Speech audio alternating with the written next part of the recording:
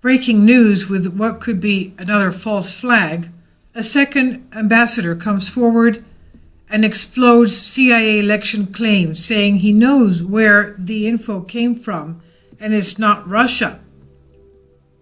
The liberal media are playing up a report by the Central Intelligence Agency that hackers interfered with the US election, and these hackers were the Russian government, and that they provided Julian Assange and WikiLeaks with hacked emails to be published during the fall.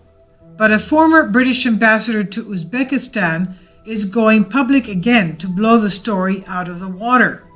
Quote, as WikiLeaks founder Julian Assange has made crystal clear, the leaks did not come from the Russians, end quote. This is what former Ambassador Craig Murray wrote on his blog Monday morning. He also added that he had direct access to the original source. This is very significant information, and this man is a very credible witness. He's got evidence of this. He says, quote, as I explained countless times, they are not hacks. They are insider leaks. There is a major difference between the two. Now, both Julian Assange, he goes on to say, and I have stated definitely the leak does not come from Russia. Do we credibly have access? Yes, very obviously. Very, very few people can be said to definitely have access to the source of the leak. The people saying it is not Russia are those who do have access, he says, end quote. Moreover, where the hacks originated had no real bearing on what they had revealed, which was that both the Democratic Party and failed Democrat presidential nominee Hillary Clinton were corrupt. Quote, he goes on to say, quote, if Hillary Clinton had not connived with the DNC to fix the primary schedule to disadvantage Bernie Sanders, had not received advance notice of live debate questions to use against Bernie, had not accepted massive donations to the Clinton Foundation and family members in return for foreign policy influence, had not failed to distance herself from some very weird and troubling people, end quote, then perhaps she would have won, Murray added.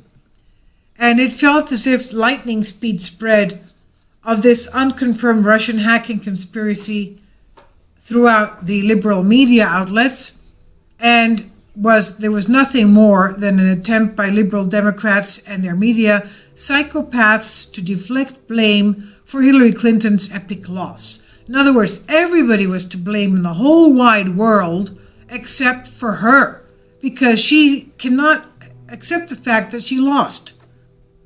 This woman is so psychopathic that she would tumble the world, create chaos everywhere with her lies in order to bring down the elected president, put herself in the White House, whether anybody likes it or not. Murray goes on to say in his post, it was the second time in 2 days that this former ambassador had cast doubt on the theory. He spoke to CBN News on Sunday. John Bolton, who is a former U.S. ambassador to the United States, said the conspiracy theory might even be a potential false flag.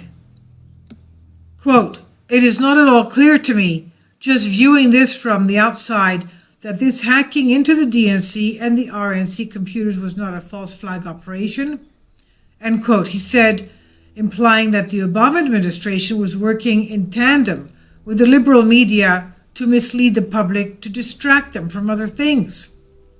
As for Assange, WikiLeaks, and officials in Russia, both have reportedly denied allegations that they conspired to interfere with the 2016 presidential election. The Guardian reported on Sunday, quote, the Kremlin has rejected the hacking accusations, while WikiLeaks founder Julian Assange has previously said the DNC leaks were not linked to Russia, end quote. Ambassador Murray, who's been vocal about the claims of Russian involvement, minced no words about where he placed the blame for the latest spin on the election. He wrote, quote, it's terrible that the prime conduit for this paranoid nonsense is a once great newspaper, the Washington Post, which, far from investigating executive power, now is a sounding board for totally evidence-free, anonymous source briefing of utter bullshit from the executive. Amazing. Isn't that something? The ambassador is calling the Washington Post that has changed its stance and now printing utter bullshit. Amazing. I'll leave a link below for you for this. It's on Conservative Tribune.